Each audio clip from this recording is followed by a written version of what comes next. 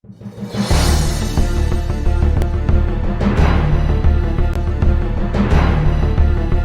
दोस्तों, आज की कहानी का नाम है अनुभव की कंघी।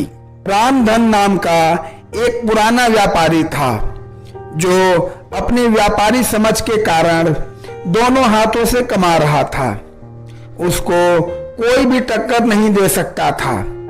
वो दूर दूर से अनाज लाकर उसे शहर में बेचता था।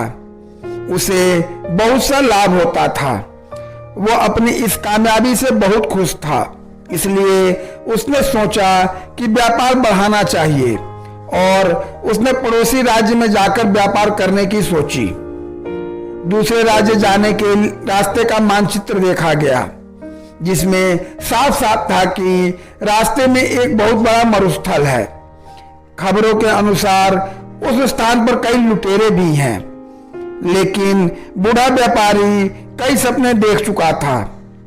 उस पर दूसरे राज्य में जाकर धन कमाने की इच्छा प्रबल थी। उसने अपने कई साथियों को लेकर प्रस्थान करने की ठान ली।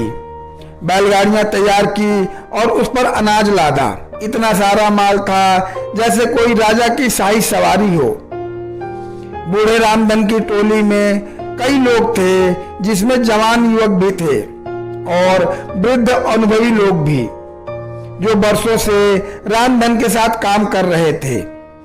जवानों के अनुसार अलग इस टोली का नेतृत्व कोई नव युवक करता तो अच्छा होता, क्योंकि यह वृद्ध रामधन तो धीरे धीरे जाएगा और पता नहीं उस मरुस्थल में क्या क्या देखना पड़ेगा। तब कुछ नौजवानों ने मिलकर अपनी अलग टोली बना ली और स्वयं का माल ले जाकर दूसरे राज्य में व्यापार करने की ठानी। रामधन को उसके चहेते लोगों ने इस बात की सूचना दी। तब रामधन ने कोई गंभीर प्रतिक्रिया नहीं दिखाई। उसने कहा कि भाई, सबको अपना फैसला लेने का हक है।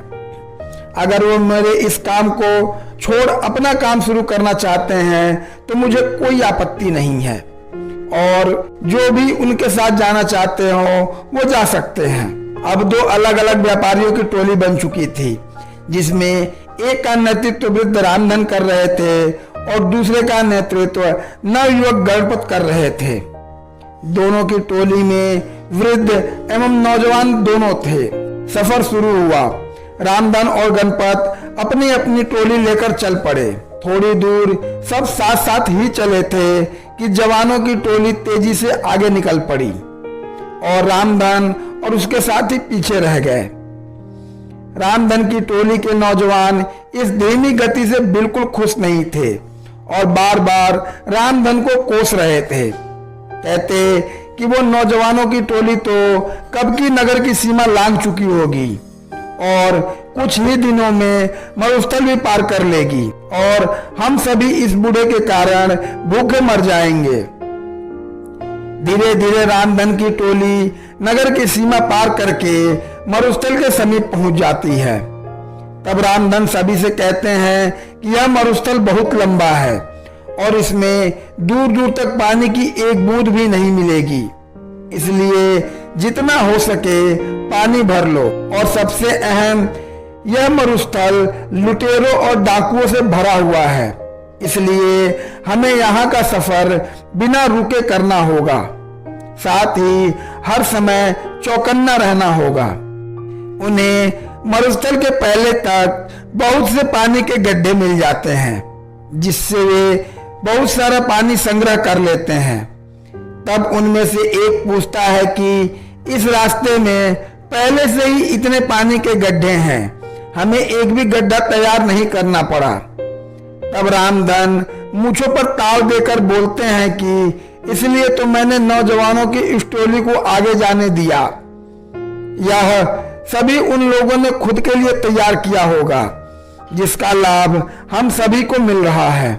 यह सुनकर टोली के विरोधी साथी खिंचवा जाते हैं और अन्य रामधन के अनुभव की प्रशंसा करने लगते हैं। सभी रामधन के कहे अनुसार बंदोबस्त करके और आराम करके आगे बढ़ते हैं। आगे बढ़ते हुए रामधन सभी को आगाह कर देता है कि अब हम सभी मरुस्थल में प्रवेश करने वाले हैं, जहां न तो पानी मिलेगा और न खाने को फल और न ही ठहरने का स्थान, और यह बहुत लंबा भी है, हमें कई दिन भी लग सकते हैं। सभी रामधन की बात में हामी मिलाते हुए उसके पीछे हो लेते हैं। अब वे सभी मरुस्थल में प्रवेश कर चुके थे, जहां बहुत ज्यादा गर्मी थी, जैसे अलाव लिए चल रहे हों। आगे चलते चलते उन्हें सामने से कुछ लोग आते दिखाई देते हैं। वे सभी रामधन को प्रणाम करते हैं और हाल चाल पूछते हैं। उनमें से एक कहता है, आप सभी व्यापारी लगते हो, काफी दूर से चले आ रहे हो, अगर कोई सेवा का अवसर देंगे तो हम सभी तत्पर हैं। उनकी बातें सुन रामधन हाथ जोड़कर कह देता है कि भाई, हम सभी भले चंगे हैं, तुम्हारा धन्यवाद जो तुम सभी ने इतना सोचा। और वे अपने साथियों को लेकर आगे बढ़ जाते हैं। आगे बढ़ते ही टोली के कुछ नवयुवक फिर से रामधन को कोसने लगते हैं कि जब वे लोग हमारी सहायता कर रहे थे तो इस वृद्ध रामधन को क्या परेशानी थी। कुछ दूर चलने के बाद फिर से कुछ लोग सामने से आते दिखाई देते हैं, जिनके वस्त्र गीले थे, और वे रामधन और उसके साथियों को कहते हैं कि आप सभी राहगीर लगते हो और इस मरुस्थल के सफर में थके लग रहे हो। अगर आप चाहो तो हम आपको पास के एक जंगल में ले चलते हैं, जहां बहुत पानी और खाने को फल है। साथ ही अभी वहां पर तेज बारिश भी हो रही है, उसी में हम सभी भीग गए थे। अगर आप सभी चाहो तो अपना सारा पानी फेंक कर जंगल में नया पानी भर लें और पेट भर खाकर आराम कर लें। लेकिन रामधन साफ ना कहकर अपने साथियों से जल्दी चलने को कह देते हैं। अब टोली के कई नौजवानों को रामधन पर गुस्सा आता है। वे उसके समीप आकर अपना सारा गुस्सा निकाल देते हैं और पूछते हैं कि क्यों वे उन भले लोगों की बात नहीं सुन रहे हैं और क्यों हम सभी पर जुल्म कर रहे हैं। तब रामधन मुस्कुराते हुए कहते हैं कि वे सभी लुटेरे हैं और हमसे अपना पानी फिकवा कर हमें निसहाय करके लूट लेना चाहते हैं और हमें यहीं मरने छोड़ देना चाहते हैं। तब वे नवयुवक गुस्से में दांत पीसते हुए कहते हैं कि सेठ जी, तुम्हें ऐसा क्यों लगता है। तब रामधन कहते हैं कि तुम खुद देखो, इस मरुस्थल में कितनी गर्मी है। क्या यहाँ आसपास कोई जंगल हो भी सकता है। यहाँ की भूमि इतनी सूखी है कि दूर दूर तक बारिश ना होने का संकेत देती है। यहाँ एक परिंदे का घोंसला तक नहीं है, तो फल और फूल कैसे हो सकते हैं। और जरा निगाह उठाकर ऊपर देखो, दूर दूर तक कोई बारिश के बादल नहीं है, न ही हवा में बारिश की ठंडक है, न ही गीली मिट्टी की खुशबू। तो कैसे उन लोगों की बातों पर यकीन किया जा सकता है। मेरी बात मानो, कुछ भी हो जाए अपना पानी मत फेंकना और ना ही कहीं भी रुकना। कुछ देर आगे चलने के बाद उन्हें रास्ते में कई नर कंकाल और टूटी फूटी बैलगाड़ी मिलती है।